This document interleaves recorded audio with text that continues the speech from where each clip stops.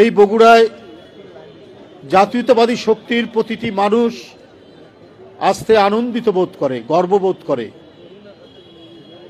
যেখানে জন্মেছিলেন এদেশের একজন সত্যিকারের রাষ্ট্রনায়ক, মহামানব। স্বাধীনতা যুদ্ধ, গণতন্ত্র প্রত্যেকটি ক্ষেত্রে যার অসামান্য অবদান, শহীদ রাষ্ট্রপতি জিয়াউর রহমান। এই জেলারই আরেকজন গর্বিত গণতন্ত্রের সিপাহসালার আপসীর নেত্রী, দেশনেত্রী বেগম জিয়া, সেই দেশপ্রেমিক মানুষের সহধর্মিণী জিয়াউর রহমানের এখন নেতৃত্ব দিচ্ছেন তাদেরই জ্যেষ্ঠ পুত্র জনাব তারেক রহমান। আমি অত্যন্ত গর্বিত হই। আতিকুর রহমান রুমন যখন আমাকে আমরা বিএনপি পরিবারের সাথে যুক্ত করে, অ্যাডভাইজার হিসাবে যুক্ত করে যখন রেখেছেন, তখন তাদের প্রত্যেকটি প্রোগ্রামে যাই।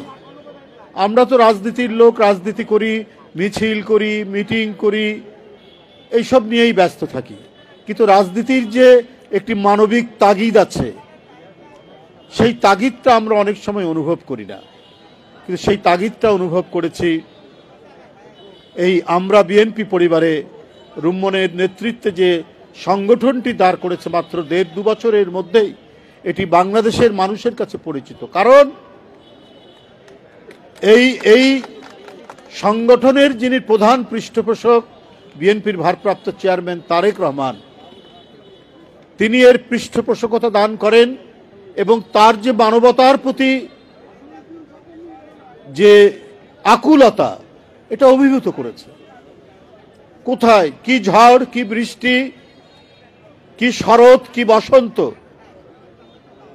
সবসময় যেন তিনি নজরদারি করে আছেন সংবাদপত্রের পাতায়।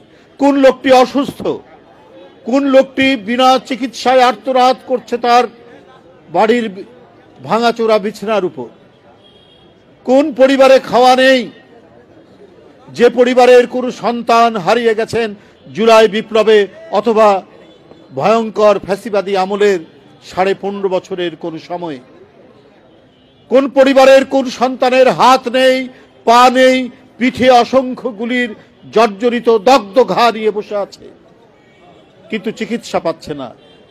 জনাব তারেক রহমানের চোখ যেন পড়ে আছে সেই দিকে। রুমন, তুমি তোমার টিম নিয়ে যাও, তাদের পাশে গিয়ে দাঁড়াও। এই টিম যাওয়া মানে শুধু ওই টিম যাওয়া না, রিজভী আহমেদ, রুমন বা মিথুনদের যাওয়া নয়। এই টিম যাওয়া মানে স্বয়ং তারেক রহমান তাদের পাশে গিয়ে দাঁড়াচ্ছেন। এমন একটি মানুষ যিনি জন্মেছেন এই মাটিতে, বগুড়ায়।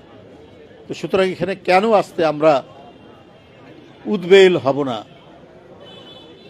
এরকম অসংখ্য কত কাজ তিনি বিভিন্ন সময়ে করে রেখেছেন আমাদের জানা নেই।